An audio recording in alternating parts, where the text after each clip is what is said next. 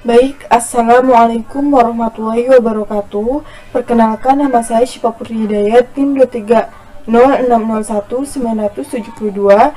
Saya mahasiswa Tadris IPA YIN Salatiga kelas 5B. Di sini saya akan melakukan presentasi terkait ujian akhir semester saya dengan matkul Pendidikan Multikultural.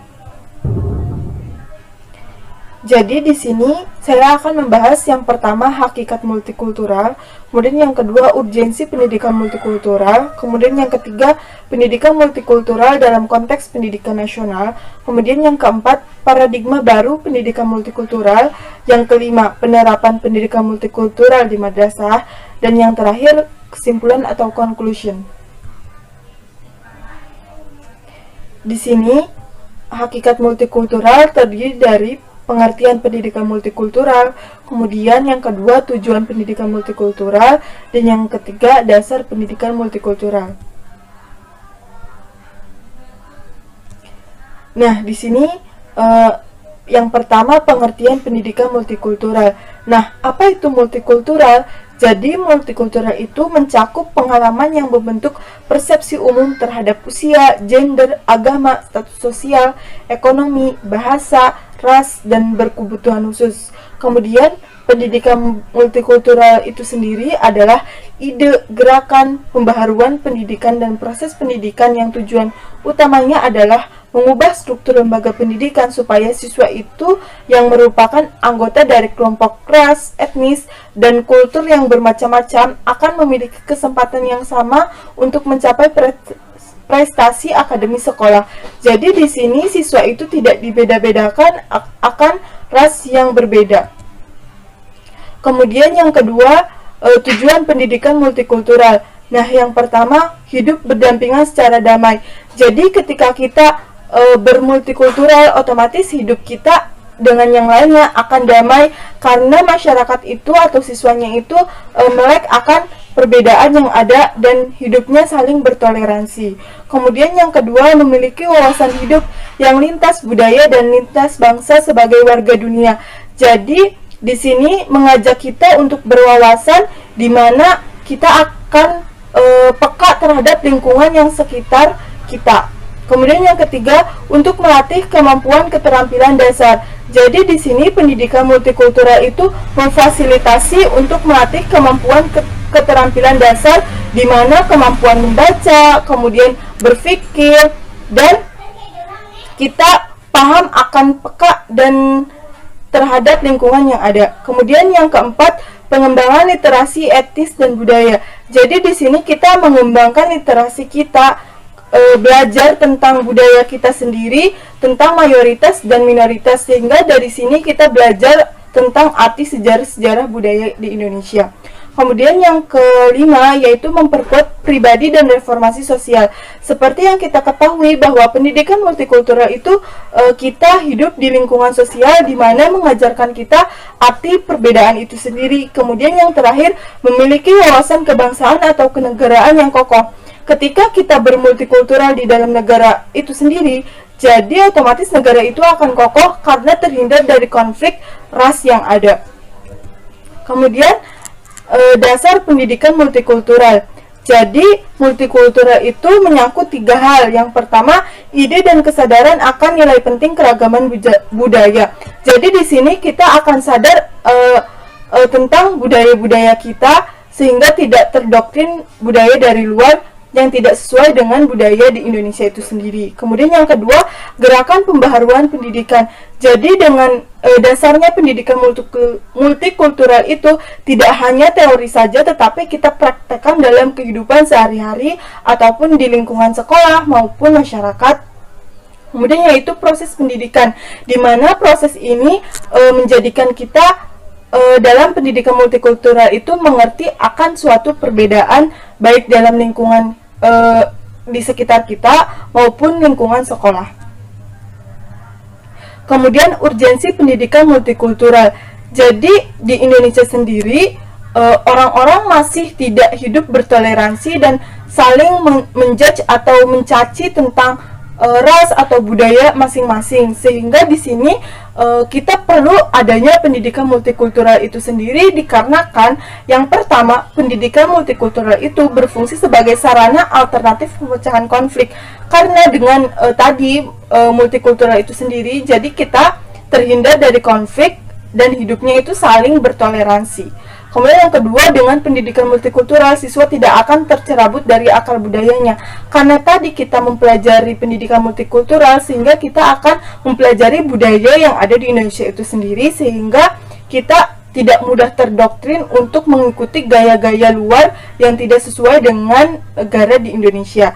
Kemudian yang ketiga, pendidikan multikultural itu sebagai landasan pengembangan kurikulum nasional.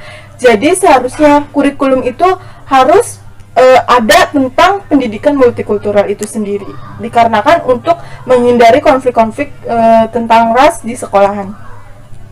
Kemudian pendidikan multikultural dalam konteks pendidikan nasional. Nah, di sini upaya membangun Indonesia itu menjadi isu strategis yang tuntutannya itu tidak bisa ditawar lagi, karena alasannya itu Indonesia itu merupakan budaya yang sangat banyak, sehingga perlu adanya pendidikan multikultural dalam konteks pendidikan nasional itu sendiri, dikarenakan multikultural itu mengusung minimal 3 nilai penting. Yang pertama, apresiasi terhadap adanya kenyataan pluralitas budaya. Kemudian yang kedua, pengakuan terhadap harkat dan hak asasi manusia. Kemudian yang ketiga, pengembangan tanggung jawab masyarakat dunia dan pengembangan tanggung jawab manusia terhadap planet bumi. Jadi di sini pendidikan multikultural di Indonesia memperhatikan beberapa hal. Yang pertama, pendidikan multikultural itu harus menyediakan tempat yang luas bagi pengolahan keberbedaan atau keragaman bangsa. Nah, di sini jadi pendidikan multikultural itu sebagai wadah untuk adanya perbedaan. Kemudian yang kedua, pendidikan multikultural mendasarkan diri pada Pancasila sebagai pilihan terbaik dalam kemajemukan bangsa. Jadi pendidikan multikultural itu harus mencerminkan nilai-nilai Pancasila, seperti itu. Kemudian yang ketiga, pendidikan multikultural mendasarkan diri pada sosiopolitik, ekonomi, dan budaya Indonesia. Dan yang keempat, pendidikan multikultural membutuhkan metode pembelajaran secara tepat sehingga internalisasi nilai dapat terwujud dengan baik.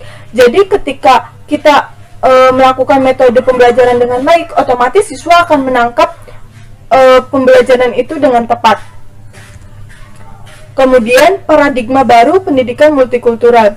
Jadi kemajemukan merupakan ciri khas bangsa Indonesia, di mana Indonesia itu terdapat budaya, suku, ras, etnis itu yang berbeda-beda, sehingga pendidikan multikultural itu dijadikan sebagai pendidikan alternatif yang patut dikembangkan dan dijadikan sebagai model pendidikan di Indonesia, dengan alasan yang pertama, negara Indonesia itu dihuni oleh suku, bangsa, ras, dan budaya yang berbeda-beda. Kemudian masyarakat menentang pendidikan yang berorientasi bisnis itu mengutamakan golongan atau orang tertentu. Kemudian yang ketiga, masyarakat tidak menghendaki kekerasan dan kewenang-wenangan pelaksanaan hak setiap orang. Kemudian yang keempat, pendidikan multikultural sebagai resistensi fanatisme yang mengarah pada berbagai jenis kekerasan dan kewenang-wenangan. Kemudian yang kelima, pendidikan multikultural merupakan serat dan dengan nilai-nilai kemanusiaan, sosial, keamanan, dan ketuhanan. Jadi di sini sangat penting adanya paradigma baru pendidikan multikultural, di mana pendidikan multikultural itu sebagai kita untuk menghindari konflik budaya atau ras. Kemudian penerapan pendidikan multikultural di madrasah. Jadi penerapan multikultural di madrasah sendiri itu bisa dengan memasukkan materi yang memiliki nilai multikultural. Jadi bentuk yang paling sederhana itu menambahkan aspek multikultural ke dalam kurikulum yang standar. Oleh karena itu, pendidikan multikultural harusnya mencakup yang berkaitan dengan toleransi, perbedaan, atau etnokultural, agama, bahaya diskriminasi, penyelesaian konflik, dan mediasi. Sehingga dengan dimasukkannya nilai-nilai multikultural, otomatis siswa tidak adanya diskriminasi siswa dan tidak saling menghina satu sama lain terkait dengan budaya yang berbeda ataupun bahasa yang berbeda dan suku yang berbeda. Nah, jadi kesimpulannya itu, pendidikan multikultural merupakan proses penanaman nilai-nilai dan cara hidup menghormati, tulus, dan toleran terhadap keragaman budaya yang hidup di tengah-tengah masyarakat plural. Dengan pendidikan multikultural diharapkan adanya kekenyalan dan kelenturan mental bangsa menghadapi benturan konflik sosial, sehingga tidak terjadi konflik-konflik terkait dengan adanya perbedaan ras, budaya, ataupun suku dan bahasa. Nah, jadi pendidikan multikultural itu tidak harus berdiri sendiri, tetapi dapat terintegrasi dalam mata pelajaran dan proses pendidikan yang ada di sekolah, termasuk keteladanan para guru dan orang-orang dewasa di sekolah.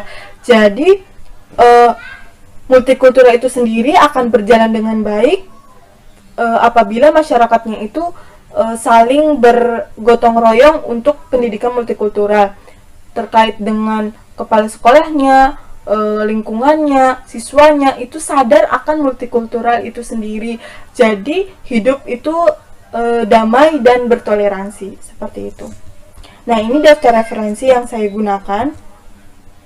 Oke, sekian dari saya. Apabila ada kesalahan, saya mohon maaf. Wassalamualaikum warahmatullahi wabarakatuh. See you.